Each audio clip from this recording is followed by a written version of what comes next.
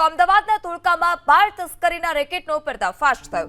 અમદાવાદ ગ્રામ્ય પોલીસે 4 આરોપીને દબોચી લીધા। 2 દિવસ પહેલા બાળકનું અપહરણ કરી ફરાર થયા। પોલીસે ઔરંગાબાદ જઈ આરોપીઓને ઝડપી પાડ્યા। આરોપીઓને લઈ પોલીસ અમદાવાદ આવવા પણ રવાના થઈ। રેકેટમાં ગુજરાત અને અન્ય રાજ્યના આરોપીઓ પણ સંડોવાયેલા હોવાની શક્યતા છે। તો 2 દિવસ પહેલા બાળકનું અપહરણ કર્યું હતું અને તેઓ ફરાર થયા। ત્યારબાદ પોલીસની ટીમ પણ સક્રિય થઈ હતી। 2 મહિલા સહિત જે 4 આરોપી છે તે 4 આરોપી હાલ સકંજામાં છે। પોલીસે ઔરંગાબાદ જઈ આરોપીઓને ઝડપી પાડ્યા। આરોપીઓને અમદાવાદ લઈને આવવા માટે પણ પોલીસ નીકળી ચૂકી છે। આ રેકેટ ન માત્ર ગુજરાત પરંતુ અન્ય રાજ્યોમાં પણ ચાલતું હોવાની શક્યતા છે।